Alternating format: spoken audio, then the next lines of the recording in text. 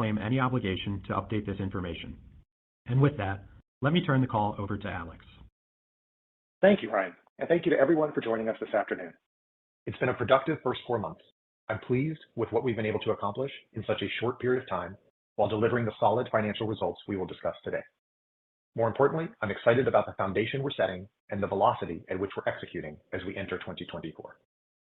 Today, I'd like to walk you through the changes we've made to the structure of our company, including several key additions to our leadership team, give a clear roadmap for how we will be executing going forward, and share our strategic priorities for 2024. Jamie will take you through the fourth quarter and full year results in greater detail, but the headline is that we delivered a solid quarter during the most important shopping season for our customers. In Q4, we delivered 9% revenue growth on $410 billion in total payment volume. Transaction margin dollar performance was better than expected in the fourth quarter, and we continued strong expense discipline, reducing non-transaction related expenses by 9% year over year. Taken together with $600 million in share repurchases in the quarter, our non-GAAP earnings per share increased 19% year over year.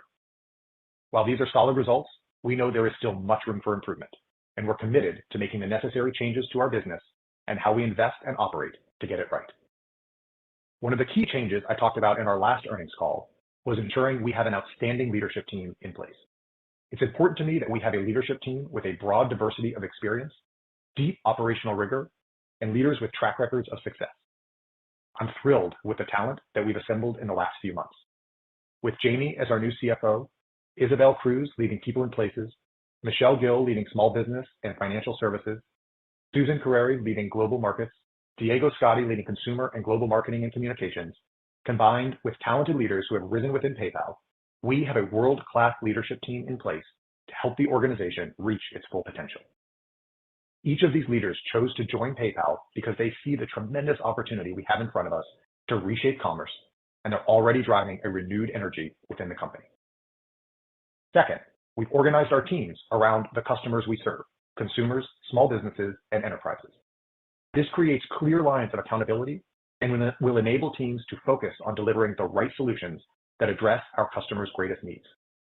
Regardless of the customer we're serving, we want to make the PayPal offering so user-friendly, so rewarding, and so integrated into a customer's life that PayPal is the obvious choice. Our new structure enables that. Third, last week we announced that we will reduce our global workforce by approximately 9% through both direct reductions and the elimination of open roles over the course of the year. As I mentioned in our last earnings call, our size has been slowing us down. While this was not an easy decision to make, this change is necessary to execute with the focus and speed required to drive our next chapter of growth and allow us to invest in our future. With these changes, we continue to reprioritize and invest in the innovation and delivery of products and solutions that offer the greatest impact for our customers. The team has been very focused on building out our strategy and driving focused execution for 2024. These are the most important priorities we're focused on this year: accelerating growth in our branded checkout business, improving overall profitability, including that of our high-growth PSP services, unlocking the power of data to create more value for our customers while tapping into new sources of revenue and margin, and operating more efficiently. Our first look customer announcement 2 weeks ago was an initial demonstration of the importance of delivering compelling value propositions to consumers and merchants. As promised, we're doing a lot of things to drive change internally and externally. However, nothing happens overnight. It will take time for some of our initiatives to scale and move the needle, but the initial customer reaction and merchant demand for our new innovations has been encouraging. 2024 is going to be a transition year focused on execution to position the business for long-term success. Our clear goal is to reshape the company to accelerate profitable growth and margin expansion in the years ahead. Prioritization will be key, allowing us to move more quickly and with better results. Later in the call, Jamie will take you through our full year guidance. We have made strategic decisions to reinvest cost savings back into our most important initiatives. It is critical that we remain on offense and position ourselves to not only innovate, but capture our share of the growth in global commerce. We want to be clear-eyed in terms of the potential near-term benefits from our initiatives, which is why our 2024 guidance includes minimal contribution from the innovations we recently announced. We want to see execution and clear results prior to embedding these initiatives into our financial outlook. As a company, we will build back a track record of delivering on our commitments. In November, I committed to being transparent with you all on how we will run the business. I want to spend a few minutes to share our operating principles and how we expect these will drive value creation over time. Our 5 operating principles are: number 1, start with the customer. I believe in working customer back. We will start by defining our customers and their most critical needs.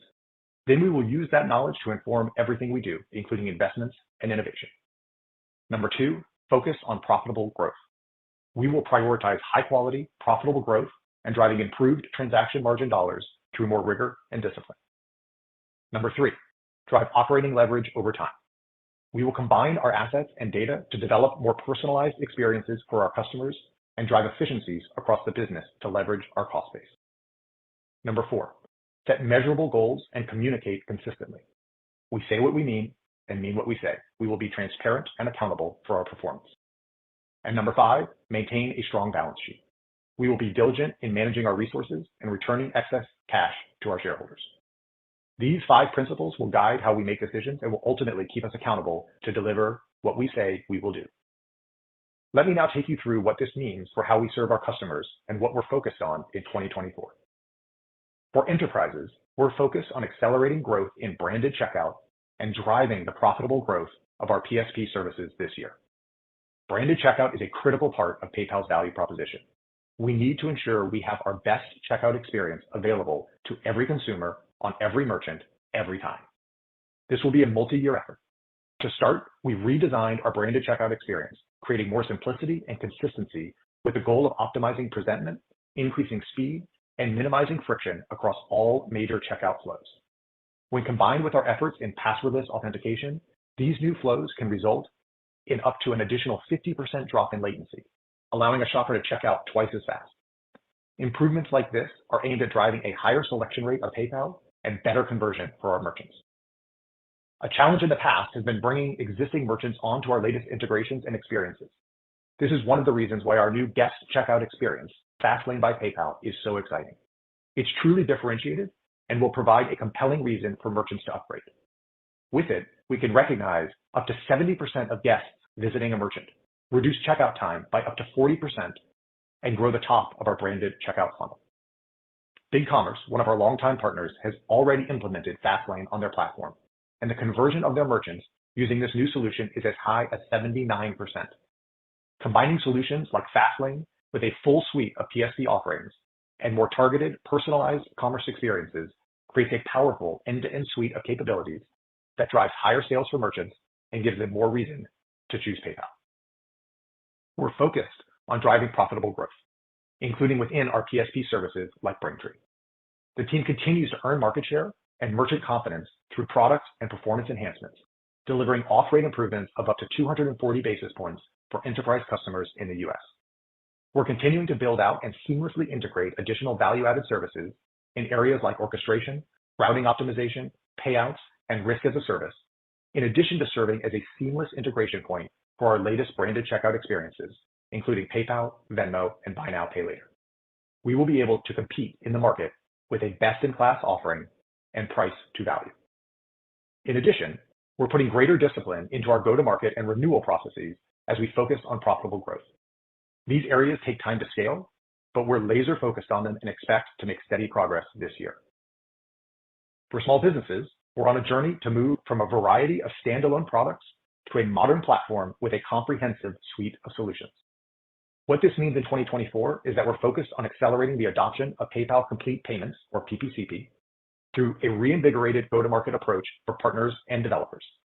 This full-stack solution enables us to distribute our best branded checkout flow to SMBs while also competing for the approximately $750 billion addressable market of processing volumes. We've had limited penetration of SMB full-stack processing to date due to the lack of a strong product, but that is now changing. November and December were record-setting months for new SMB adoption of PPCP. We're seeing lower churn rates for merchants on PPCP year over year, and we've also seen increases in transaction volume for merchants migrating to full-stack processing from our legacy products. As the year progresses, we intend to drive additional adoption through partner channels, targeted marketing, and developer-friendly capabilities like low and no-code integration paths available through our brand new developer portal. Over time, we want to better serve other important SMB needs, offering more ways to help them connect to new customers. It's also worth noting that all the checkout improvements I just discussed as part of our enterprise strategy can also benefit the tens of millions of SMBs that use PayPal. For consumers, we're focused on differentiating our value proposition, deepening existing relationships, and giving shoppers more reasons to choose PayPal.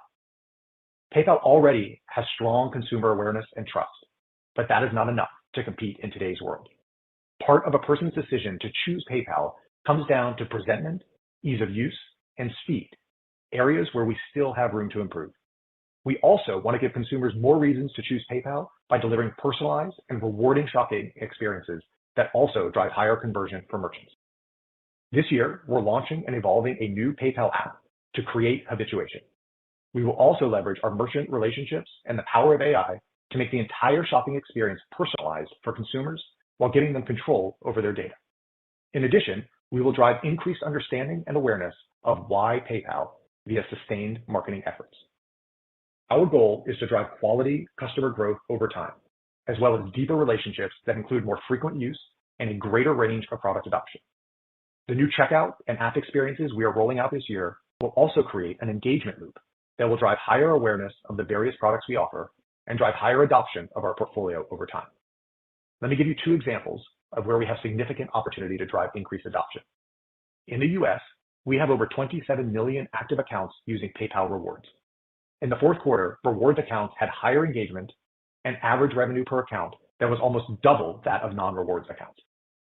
The average revenue per account of someone who adopts the PayPal Cashback MasterCard is about 5 times higher than the average checkout-only account.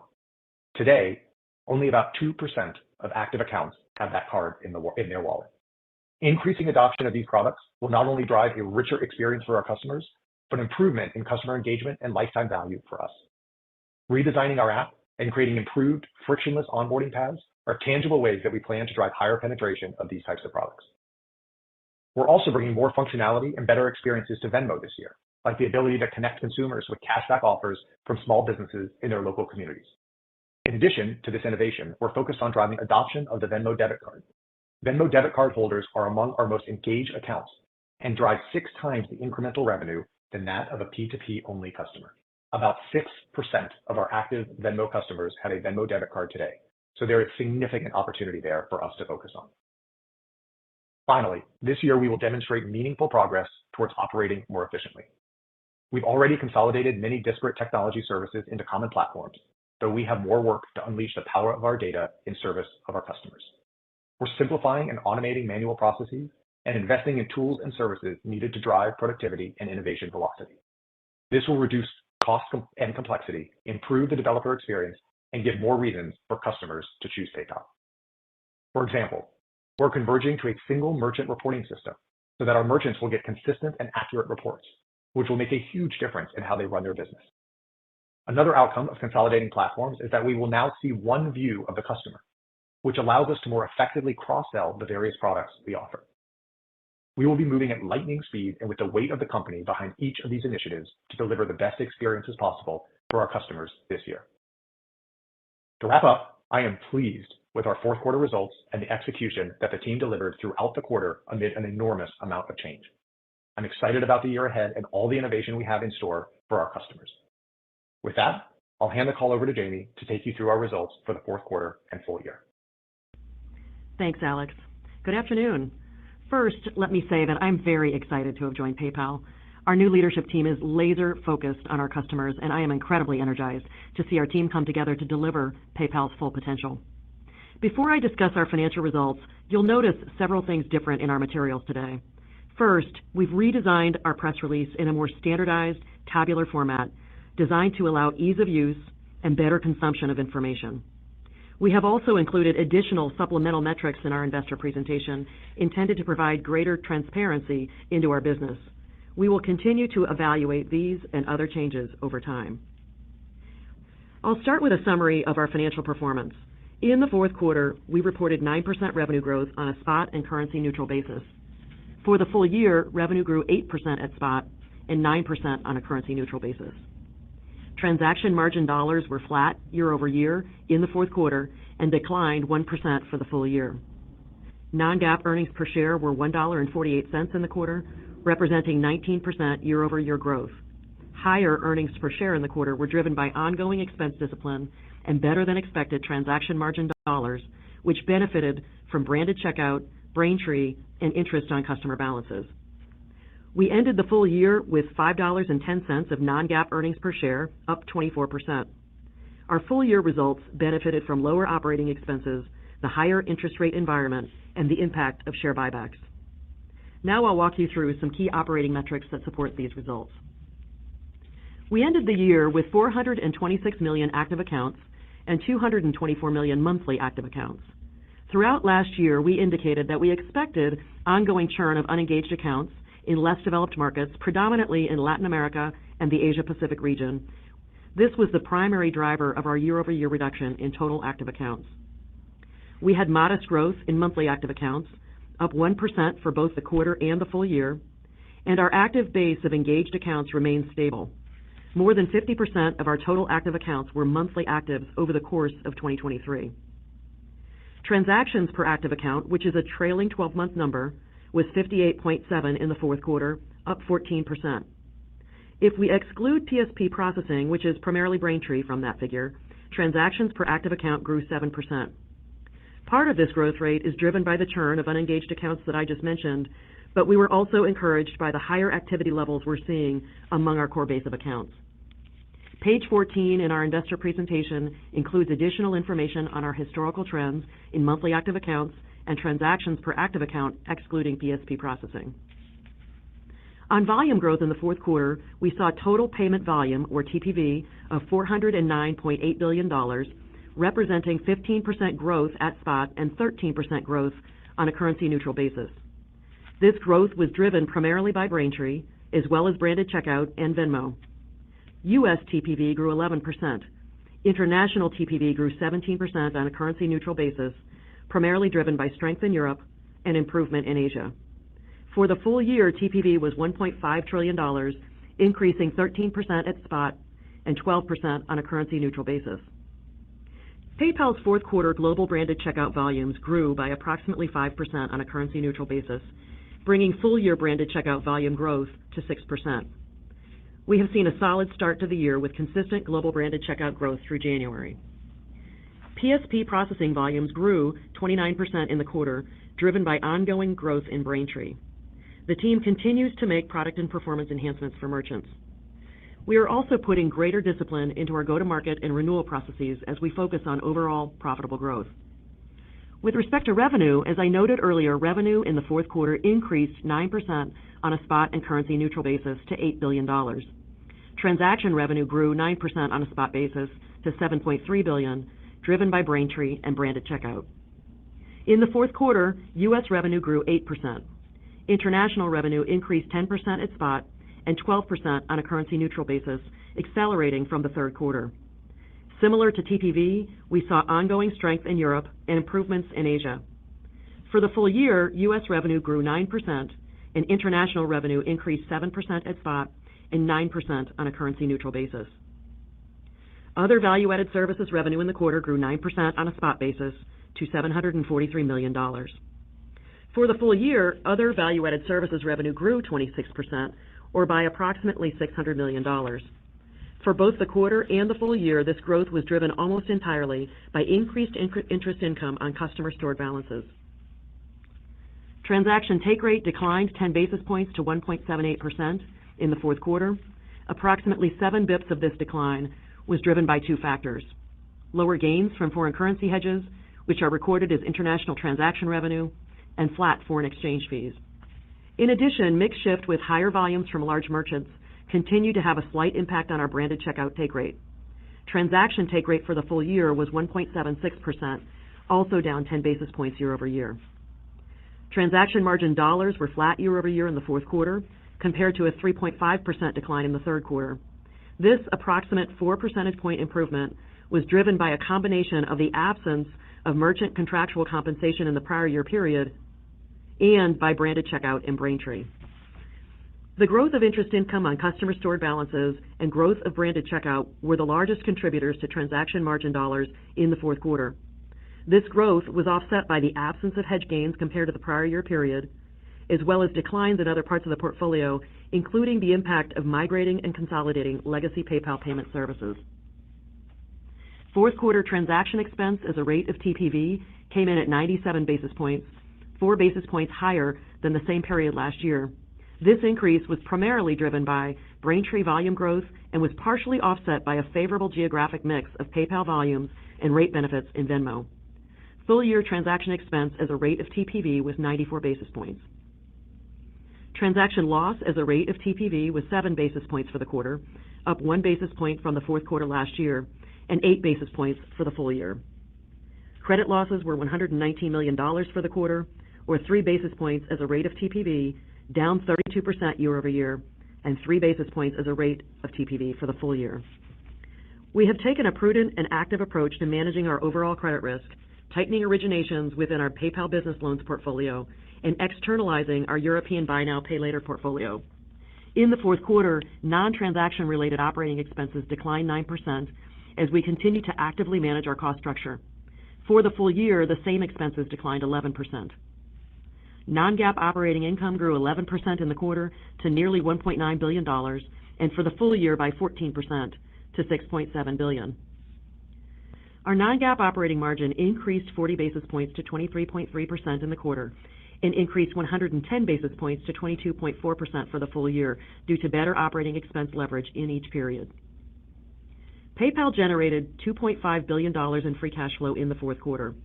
This includes a $1.7 billion net benefit from the sale of our European Buy Now, Pay Later receivables to KKR, partly offset by the impact of new loans originated as held for sale. Adjusting for this impact, we generated nearly $800 million in adjusted free cash flow in the quarter and $4.6 billion for the full year. Higher than expected changes in working capital and cash taxes had a negative impact on fourth quarter free cash flow. In the quarter, we completed more than $600 million in share repurchases, bringing full-year share repurchases to approximately $5 billion.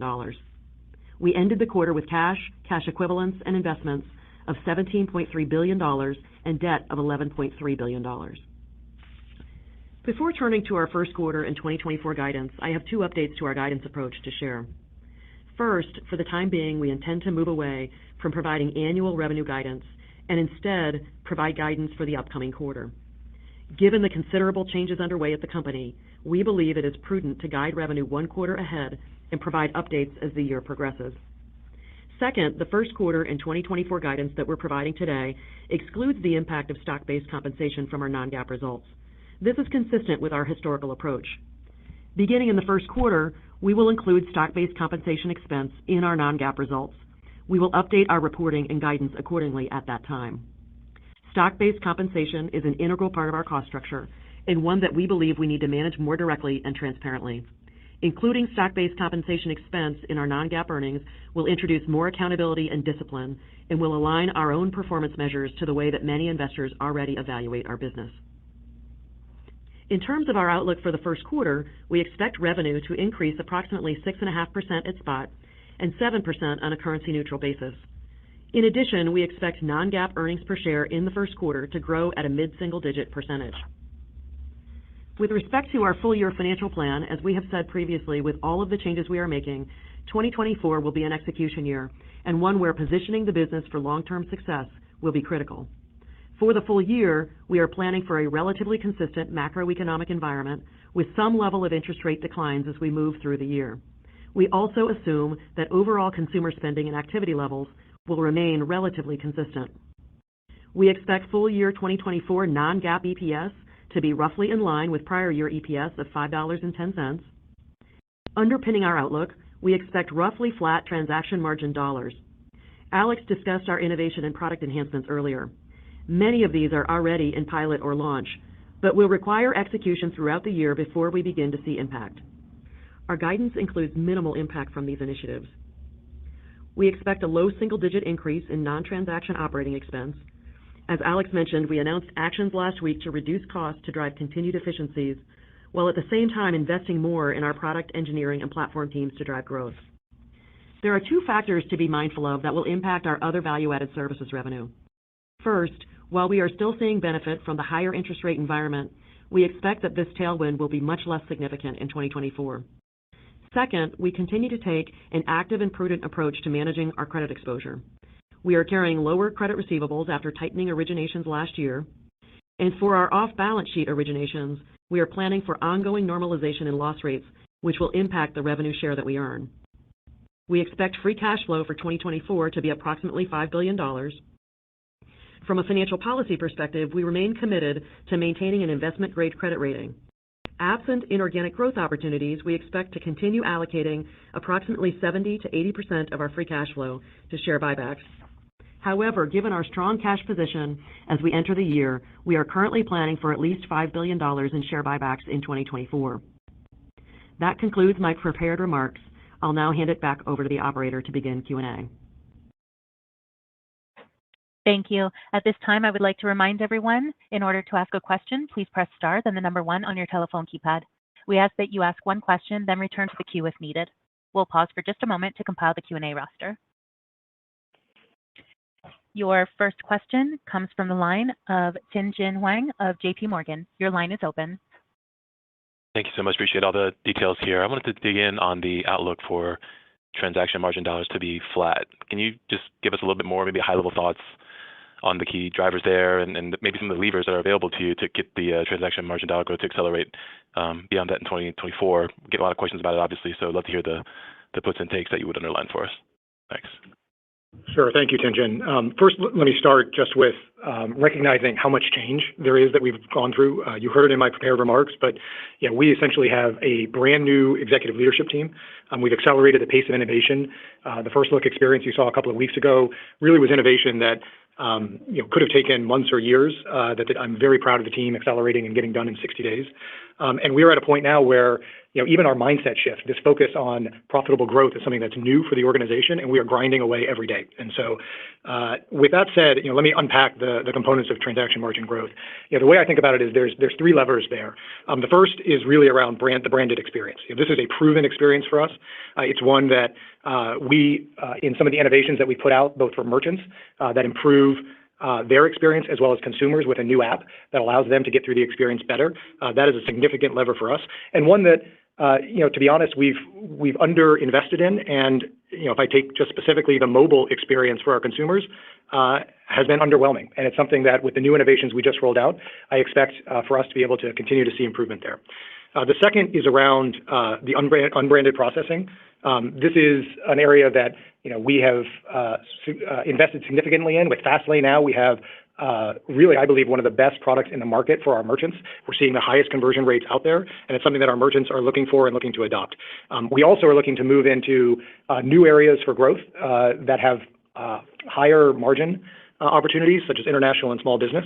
And it allows us to actually have different conversations with our customers and really price to value the product.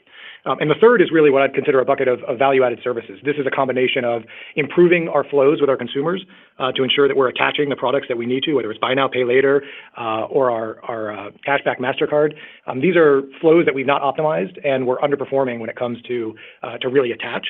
And then some of the new offerings that we rolled out. You saw our advanced offerings platform as well as Smart Receipts.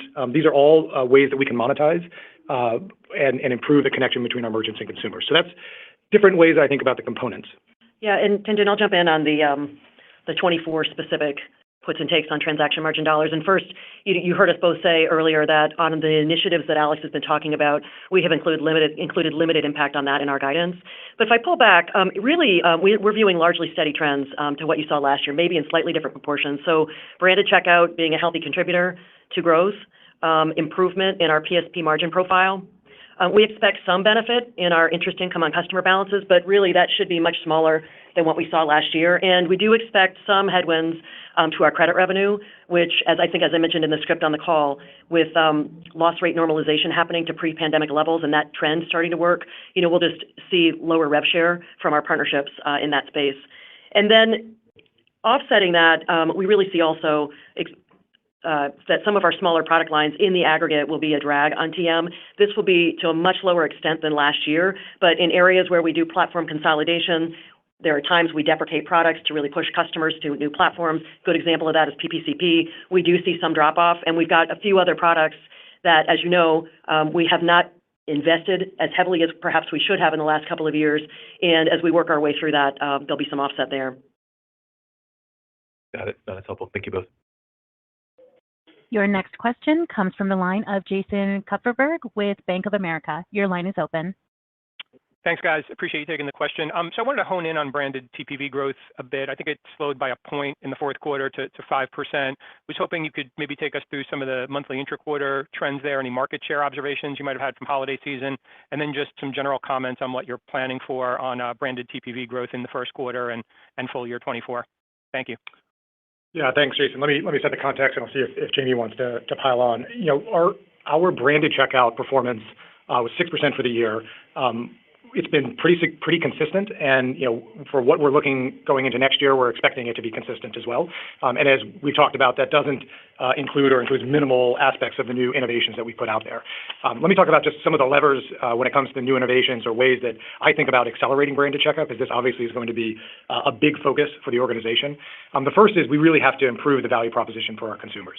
This is why you see us leaning into rewards, ensuring that we've got an improved experience that reduces latency, and really leaning in on mobile as well, so that our consumers have a better branded checkout experience.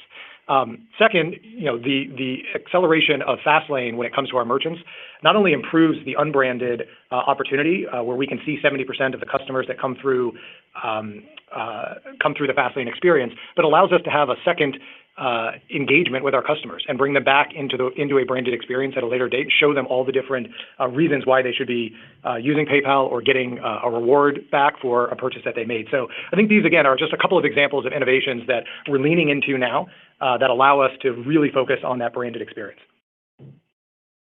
Thank you. Your next question comes from the line of Darrin Peller with Wolfe Research. Your line is open. Hey, thanks, Alex and Jamie. Guys, just to follow up a bit on some of this train of thought. I mean, I know you're mentioning you're not incorporating these new initiatives in your transaction profit growth thoughts for this year. But when we think about some of these, I mean, most of these, to your point, Alex, are going to be beneficial to gross profit growth. And so I guess we'd love to hear a little bit more around what you'd measure as how you would measure success, whether it's the PPCP initiatives or unbranded as well as the branded checkout experience. What KPIs should we look for? And I guess a little bit more on timing. If not this year, when do you want investors to expect some traction in actual gross profit reacceleration? Yeah. Well, thank you, Darrin. And look, let me be clear. We are not putting in the expectations into the guidance until we see execution. We just think it's prudent for us to put points on the board before we put it into the guidance.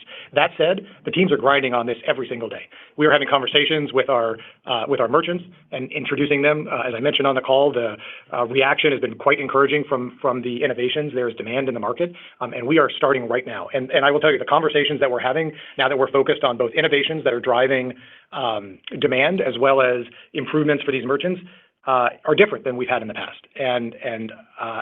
So I just want you to know we are working now on this, and we will update you as we start to see points on the board and adjust our guidance as needed.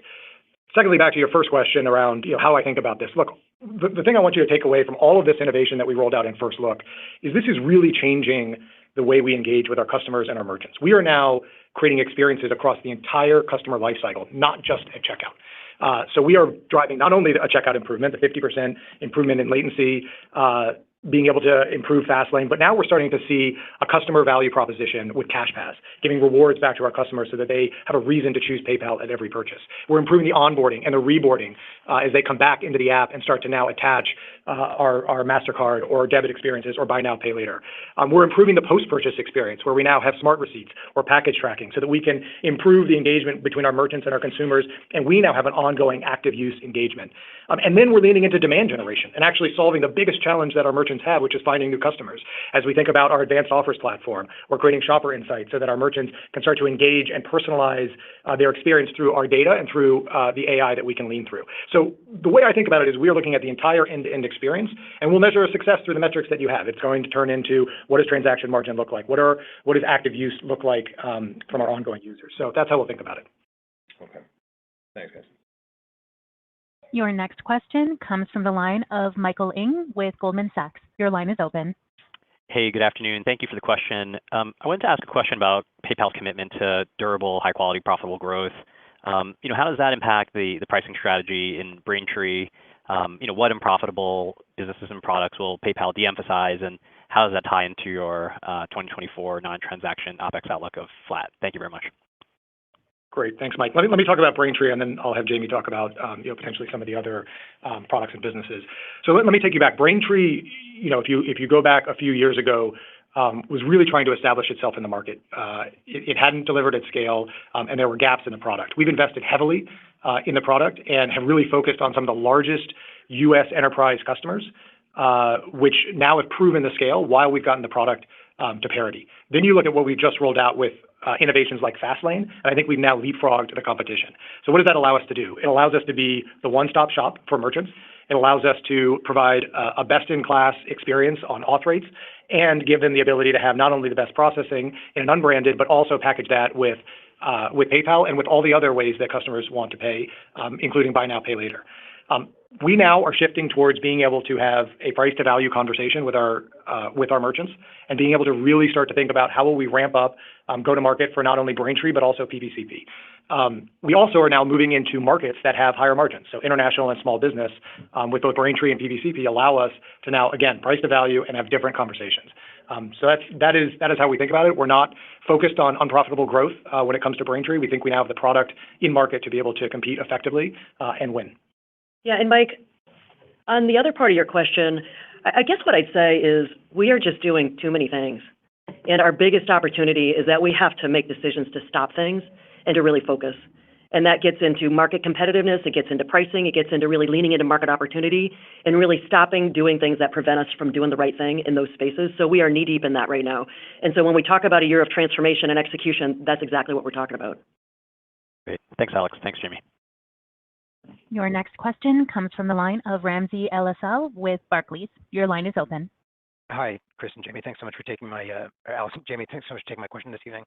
I wanted to ask about how much leeway or opportunity you have to continue kind of taking out expenses while simultaneously executing on the growth strategy. How are you thinking about striking that balance, sort of cost control versus growth? And I guess, how confident are you that you have room to do both?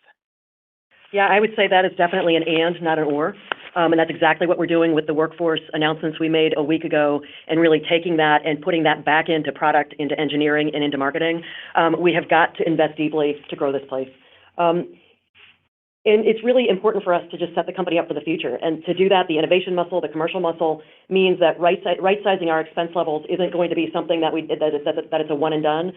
We know we have significant opportunity to continue to be more efficient, be that through automation, be that through driving deeper productivity. And as we harvest that, that just gives us more levers to invest that are the right things for our profile as we go forward. Got it. Okay, thank you. Your next question comes from the line of James Faucette with Morgan Stanley. Your line is open. Great. Thank you so much. Jamie, just a quick clarification, then I have a question for Alex. But you said that starting from the first quarter, you'll be including stock-based compensation in your non-GAAP rather than excluding it. So does that mean that, if we just imagine that we fast forward a few months, that the non-GAAP earnings would be reduced by roughly that $1.8 billion? Just looking for a little bit of clarification there.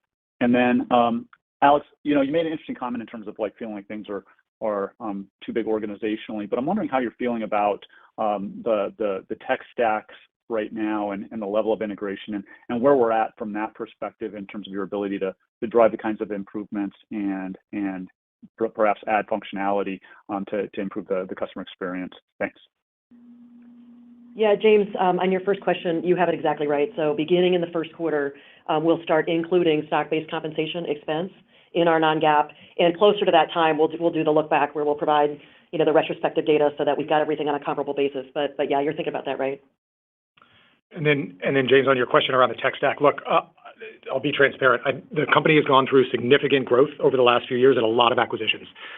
We have not invested enough in creating a single platform. That, again, slows us down when it comes to innovation, and it slows us down when it comes to being able to leverage the data across the ecosystem. We are investing heavily in that now and starting to see real improvement. I mentioned a couple of things on the call, but really being able to put out a reporting system that now sees across the entire ecosystem, being able to see a single view of the customer so that now we can provide innovations to customers, but also actually be able to cross-sell and be able to say, hey, this is a customer that has this risk profile and should be in these 2 or 3 different products is a huge win for us as we start to consolidate. It also just accelerates our engineering velocity. Being able to have a services-based engineering team that can build once and deploy across the entire ecosystem is the direction that we're heading in. And so you started to see that.